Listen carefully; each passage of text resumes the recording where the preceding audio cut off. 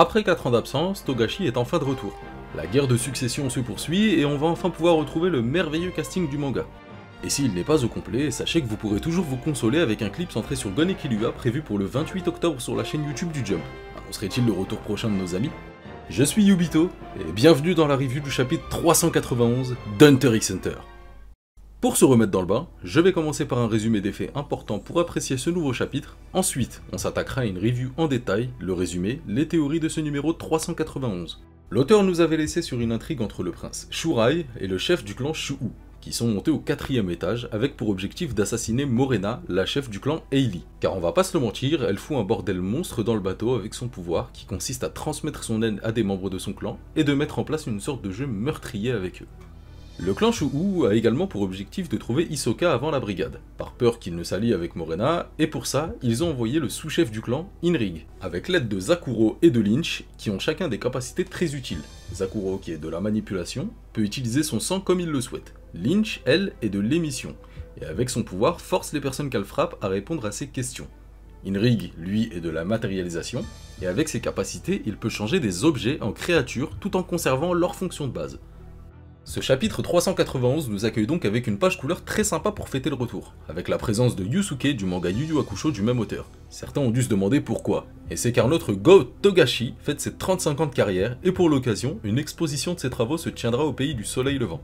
Mais nous, ce qui va nous intéresser, c'est le monstre en arrière-plan, qui laisse peu de place au doute quant à la véritable nature de la jarre que l'on peut reconnaître ici sur sa tête. La créature a une gueule béante et une apparence gloutonne, sans aucun doute car elle va dévorer un par un les princes dans cette guerre jusqu'à trouver le dernier survivant et successeur de l'empire de Kakin. En début de chapitre, on va dans un premier temps suivre Lynch et Zakuro qui font de la reconnaissance grâce au pouvoir de ce dernier. On découvre qu'il peut envoyer des gouttes de sang dotées de petits yeux pour récolter des informations. Mais sa capacité possède deux inconvénients. Le premier est qu'il se vide de son sang, et l'autre c'est qu'au bout de 30 à 40 minutes, son sang revient à son état d'origine. Inrig, de son côté, va passer au crible les caméras et les appareils photo des passagers, et finit par retrouver la trace de la femme appartenant au clan de Morena, qu'il avait déjà poursuivi au chapitre précédent. Il va donc se procurer une caméra contre une belle somme d'argent, et la métamorphoser en chat, qui va se charger de tout filmer en parfait petit espion.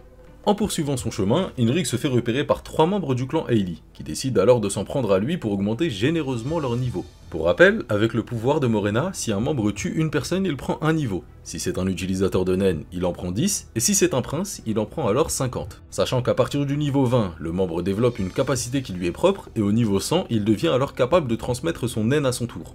Pour les présenter, il y a Deverales qui est du renforcement, Corolle de l'émission et Padouille de la matérialisation. Et c'est d'ailleurs ce dernier qui va attaquer en premier avec sa capacité qui consiste à changer les parties de son corps en armes. Au moment où il tente de l'attaquer, l'un des pigeons qui suit Inrig se métamorphose en menotte et l'arrête net. On comprend alors que les pigeons qui le suivent servent alors d'armes. Il se peut que ce soit tous des menottes, mais il peut avoir également quelques surprises cachées dans le lot. Et c'est là qu'on se pose des questions sur la capacité biohazard de Inrig. Est-ce que chaque objet est attaché à un animal, ou est-ce que c'est l'utilisateur qui détermine l'animal qu'il veut associer à l'objet? Dans tous les cas, c'est une capacité extrêmement puissante et versatile, ce qui rend le personnage de Inrig très intéressant à suivre. On peut alors imaginer de nombreuses applications à son pouvoir. Un talkie-walkie sous forme d'un chien pour transmettre des informations à ses collègues, un tigre bazooka pour la force de destruction.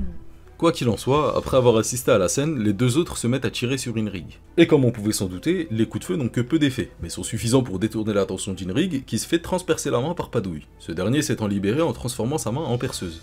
On voit ici toute l'importance de connaître la capacité de son adversaire et garder la sienne secrète. Inrig parvient tout de même à se tirer de ce mauvais pas, la suite montre bien qu'il est un combattant expérimenté, et cela même face à des adversaires possédant le naine. D'un coup de pied, il parvient à se libérer et à envoyer son adversaire dans les griffes de biohazard. Padouille tente alors de briser les menottes en transformant cette fois-ci sa main en hache, mais Inrig ne comptant pas se laisser avoir une seconde fois, il élimine froidement son adversaire avec sa propre arme. En somme, une bien belle ironie pour quelqu'un qui voulait se changer en arme pour ressentir plus intensément la mort de ses victimes. Cette fois-ci, c'est sa propre mort qu'il aura pu ressentir pleinement. Les deux autres du clan Hailey prennent alors la fuite et retournent auprès de Morena. Après quoi, Inrig confie les rênes à un certain Missia, qui selon moi est certainement la caméra qu'il a précédemment changé en chat, car si Corolle et Deverales retournent auprès de Morena, le chat pourra filmer la direction qu'ils empruntent et ainsi refermer le piège d'Inrig sur le clan Hailey. En conclusion, le chapitre est vraiment bon. On suit un nouveau groupe de protagonistes et je trouve ça vraiment incroyable quand on sait qu'on a déjà une pelletée de personnages importants à suivre dans cet arc. On nous en rajoute encore et c'est toujours un plaisir. Je pense que les membres du clan Hailey vont entre guillemets servir de faire-valoir aux personnages puissants de l'arc, comme la brigade fantôme ou peut-être même qui sait, Hisoka. ce qui va nous permettre de les voir sous leur meilleur jour avant un combat sérieux qui, comme souvent dans Hunter x Hunter, se conclut par la mort. En ce qui concerne le prochain chapitre, pour ma part, j'attends d'en voir plus sur la quête d'Inrig, peut-être obtenir des informations pertinentes sur la position d'Hisoka par le biais de Zakuro et de Lynch, même si mon petit doigt me dit qu'il ne cherche pas au bon endroit, et que Hisoka se trouve pas très loin des princes et de Kurapika. Peut-être une alliance en vue, comme à Yarkshin, qui sait. J'ai réussi à me hyper tout seul. En tout cas, nous on se donne rendez-vous en fin de semaine pour la review du chapitre 392. En attendant, merci d'avoir regardé, et n'oubliez pas de partager votre avis et vos théories dans les commentaires. Prenez soin de vous, et je vous dis à la prochaine.